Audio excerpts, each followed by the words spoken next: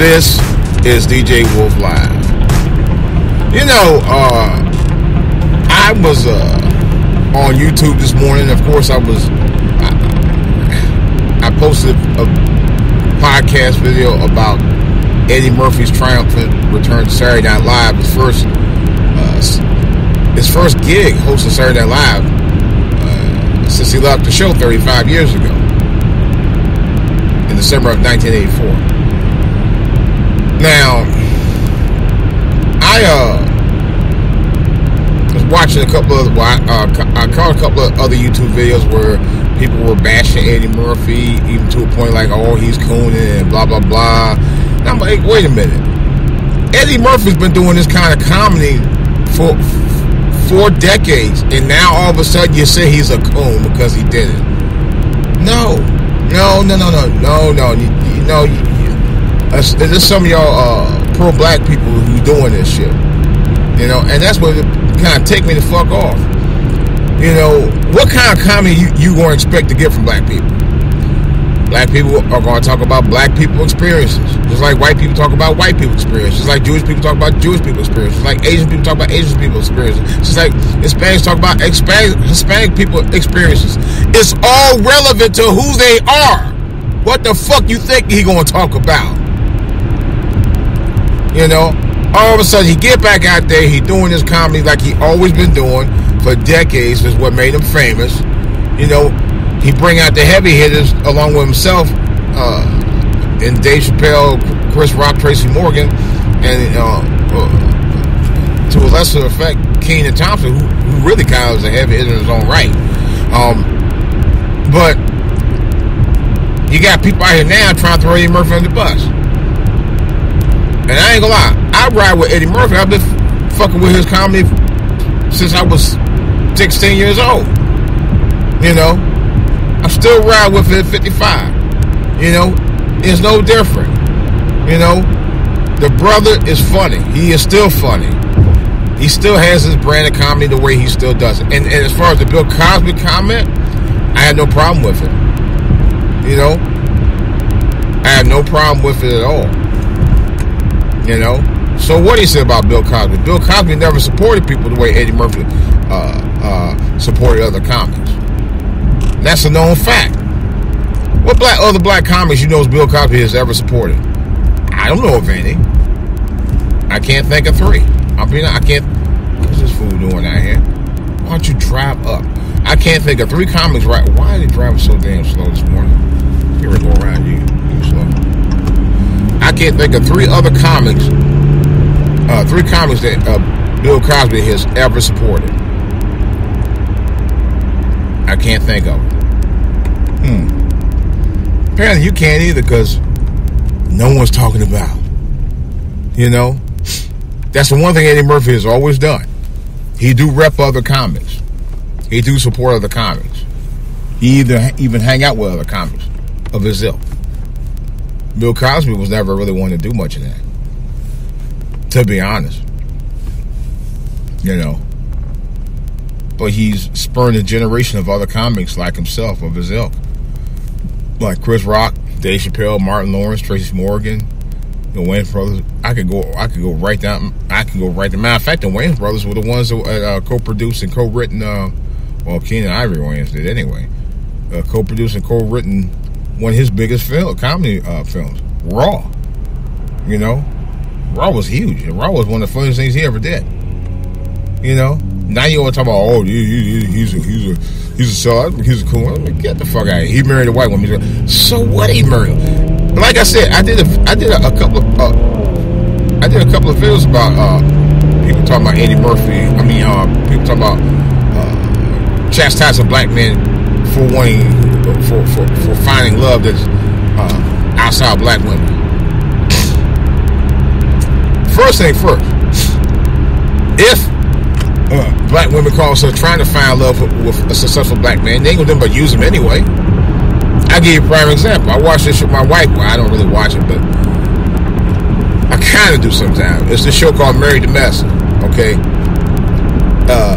only half of the women on there are actually they're all married to guys that's in the field. The most of them are. But there's one particular one named Toya.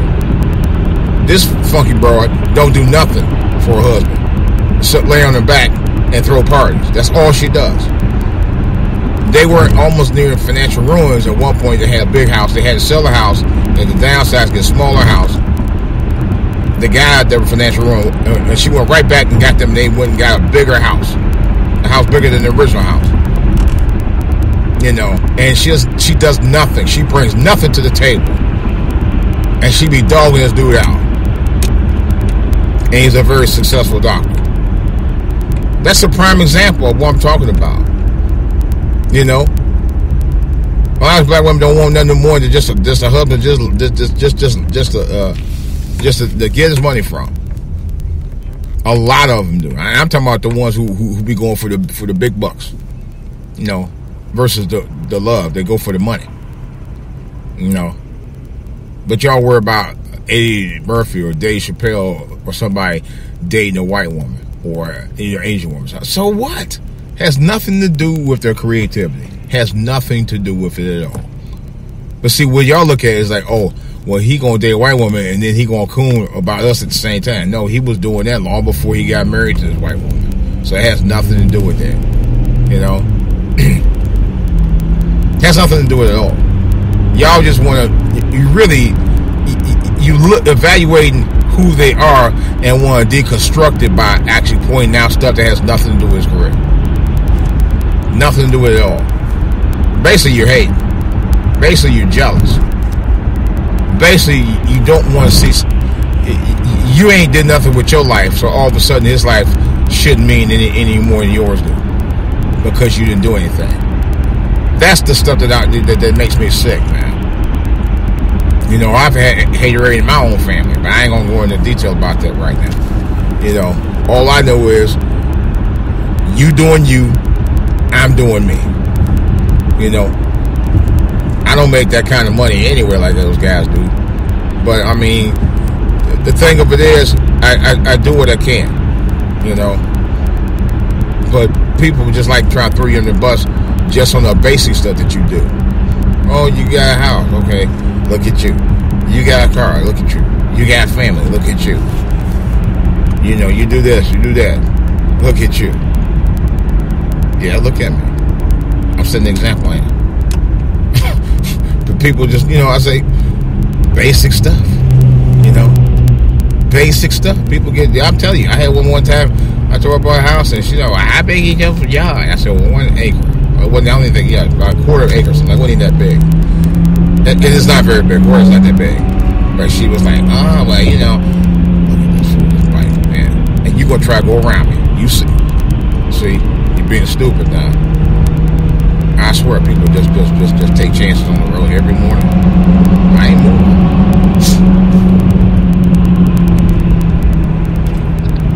But nevertheless, though, you know, people just come up with all kinds of excuses because they really hating on people who doing stuff that they didn't do.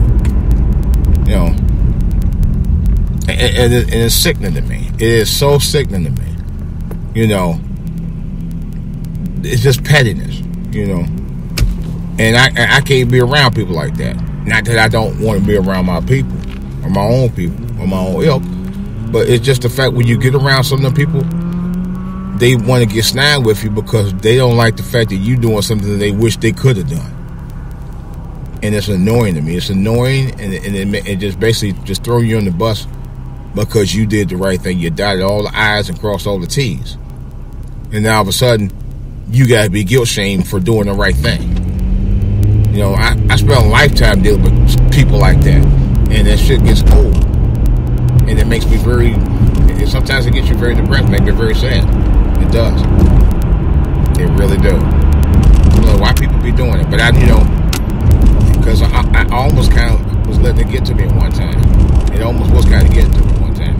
And people do that kind of stuff. And it's like, really? You know, but you can't let that get to you, good. The very people who see you doing good here and doing there, and it could be one or two things. It don't have to be a whole bunch series of stuff. It could be stuff like, you know, this person got a new car, or this person got married, or this person got a house, or they got a new job, and it could be a series of different things, and they'll still hate you on that kind of stuff. They will still hate you on something. They'll see something that they didn't get, or they didn't try to, or something that they didn't immediately get access to, and they see that you got it before they did, and then they'll come up with an excuse about, well, blah blah blah, and they'll just throw shade on you right out the gate, and although it make you feel kind of miserable because you would think, hey, I'm happy for you, they just throw a shade because it was something that they wish they could have attained. It was late one time. I don't think we had a house, but she had a really, really nice house. And I complimented her on it. She's like, well, you can get this who? I bet. But she thought I was throwing shade. And I really was not throwing shade on it at all. I really wasn't. I'm giving her credit for what she did. But eventually, I did my own thing. That people need to stop all that shade throwing, man, and just live your life. Like what Tamar used to say, although I can't stand goofy ass, live your life. Or get your life right. That's what she said. Get your life right. And she's right. Get your life right. Don't worry about how I got my life together or working to keep my life right. Get your life right. Just don't worry about mine. That's the problem a lot of folks do. A lot of us folks do. We worry about everybody else's life but our own. And then the first thing we go, you got your house and I'm up here. That's not my problem. Not my problem at all. But you worry about what I'm doing. Just like people worry about, well, Eddie do this, Eddie that. Well, Eddie earned it. Eddie earned it. He earned it. He earned his place in entertainment. He earned his right to be back on Saturday Night Live, and he earned the respect that he's doing. He earned his right to get, to earn his rightful place back where he in the throne, where he really helped put Saturday Night Live back on the map, because look at these fools out here this morning. You really think I'm gonna do this morning with your dumb ass?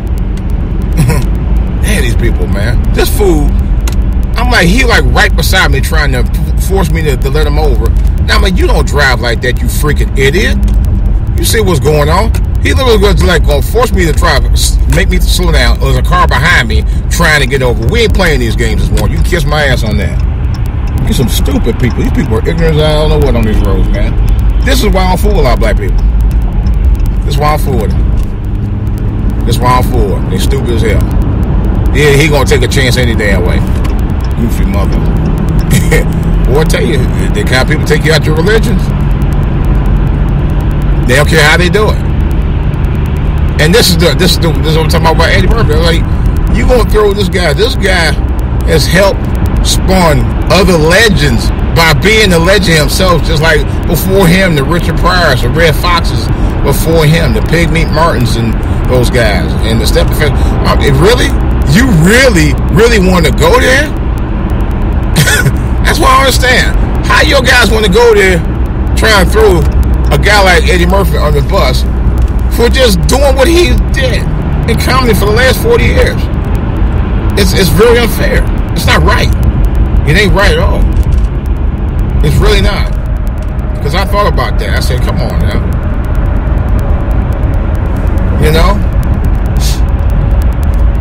If people just, black people need to get over themselves and stop,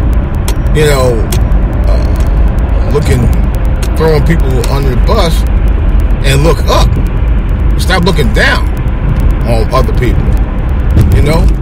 I've experienced some of that stuff myself, but people's like, try to throw you in the bus and throw you, because they jealous of what you did or whatever. Fuck that mess. Fuck that mess. For real.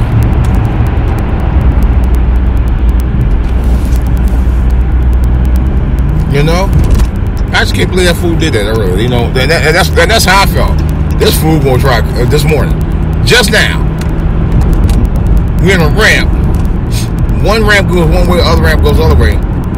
They knew they had to get over, but they waited, and it's like they just tried to do a sudden jump over on the line as they see me get ready to go into the other ramp. You don't do shit. You do not drive like that. If you can't get on the mug, you have to go back and go around.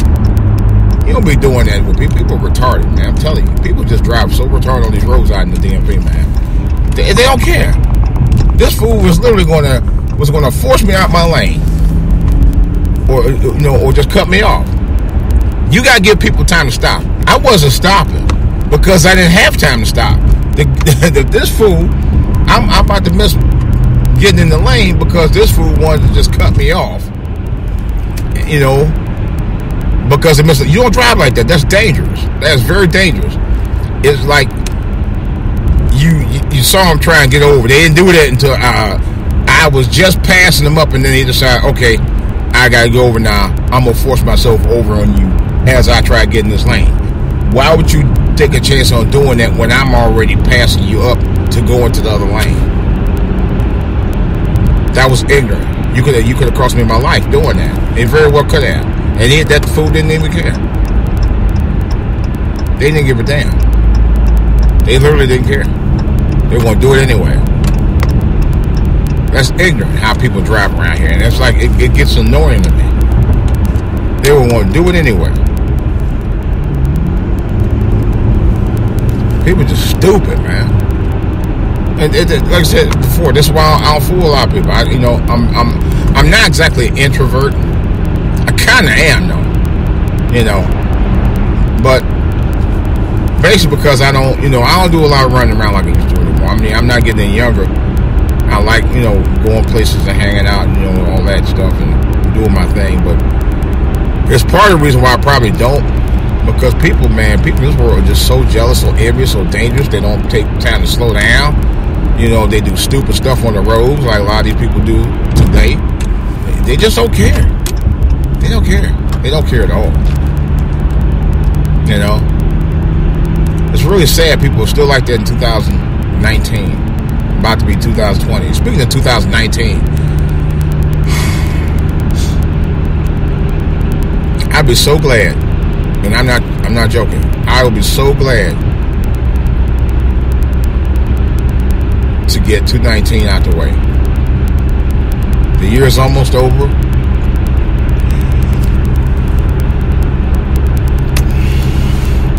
It's been a rough year.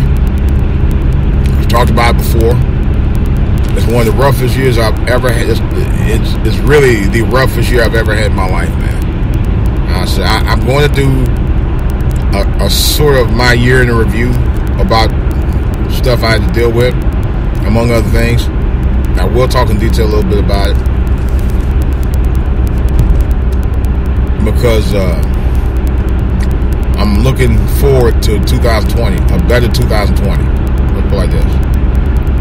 So rough that 2019, but I'm looking forward to a better 2020 because it was so bad, man. It's just, I don't know. Bottom line is, I'm glad I got God on my side, man. It's a song that says, if it had not been for the Lord by my side, where would I be? I tell you that right now. I say it all the time. Where would I be? This is DJ Wolf Live. And, of course, I'm your host, DJ Wolf. Of course, you can follow me on YouTube. My channel is For All to Hear on YouTube. My Spreaker channel, my podcast channel is Spreaker. It's called DJ Wolf. And you can follow me on Spreaker.com/DJ Wolf for more content. I got about 1,000 or so podcasts going all the way back to 2015, I believe that. Matter of fact, January coming up next month, 2020 will be my 5th anniversary of podcasting officially. I can also be reached at For All to Hear on Twitter under DJ Wolf. Well, DJ Wolf is actually my Twitter page. And I can also be reached if you want to talk to me about debating me on any subject, show ideas, or just to say hi. DJ Wolf Live at AOL.com. That's DJ Wolf Live at AOL.com if you want to drop me a line. All right, guys. This is DJ Wolf. My show is called DJ Wolf Live. The YouTube channel is for all to hear. My speaker channel is DJ Wolf. I'm out.